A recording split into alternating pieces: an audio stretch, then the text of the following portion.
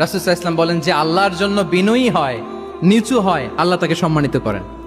বলেন আমরা সম্মানিত হতে চাই কি চাই না? রাসূল সাল্লাল্লাহু আলাইহি ওয়াসাল্লাম দোয়া করতেন, আল্লাহুম্মা জাআলনি সাবুরা ওয়া জাআলনি শাকুরা ওয়া জাআলনি ফি আইনি সাগীরা ওয়া ফি আয়ুনিন নাসি কাবীরা। হে আল্লাহ, আপনি আমাকে শুকরগুজার বান্দা বানান। হে আল্লাহ, আপনি আমাকে ধৈর্যশীল বান্দা বানান। হে আল্লাহ, আপনি আমাকে আমার নিজের চোখে আমাকে ছোট বানান, মানুষের চোখে আপনি আমাকে বড় বানান। রাসূল সাল্লাল্লাহু আলাইহি ওয়াসাল্লাম নিজ চোখে ছোট থাকতে চেয়েছেন, ফলে গোটা বিশ্বের চোখে রাসূল সাল্লাল্লাহু আলাইহি ওয়াসাল্লামকে বড় মহামানব বানিয়েছেন কে? এখন আপনি নিজের চোখেই যদি বলেন যে আমি অনেক বড়, তাহলে হবে না।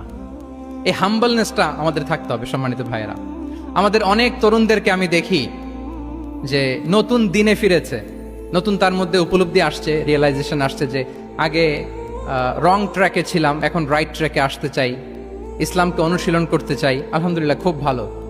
তো তার যখন রিয়েলাইজেশন আসছে, সে কিছু পড়াশোনা শুরু করে দেয়, কিছু পড়াশোনা করে, কিছু স্কলারসদের লেকচার শুনে।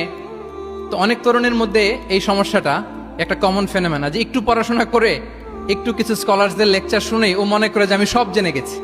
কি মনে করে? আমি সব জেনে গেছি। এরপরে এখানেই ক্ষান্ত হয় না, এরপরে সে ভুল ধরতে আরম্ভ করে স্কলারসদের। সে বলে যে উনি এই ভুল করছে, উনি এই ভুল করছে, উনি ভ্রান্ত, উনি বাতেল।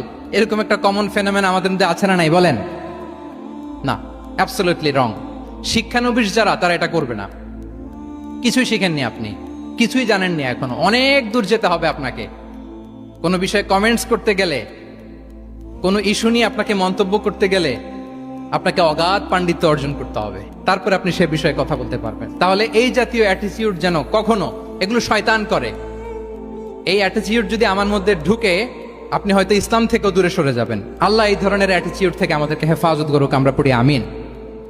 তাহলে সম্মানিত সুধী, being proud of our Muslim identity, এই টপিক নিয়ে আমি দুইটা বিষয়ে কথা বলেছি, যে আমরা কিভাবে আমাদের এই মুসলিম আইডেন্টিটিকে প্রিজার্ভ করব, প্রোটেক্ট করব, আর কেন আমাদের এই মুসলিম আইডেন্টিটি নিয়ে গর্ববোধ করা উচিত।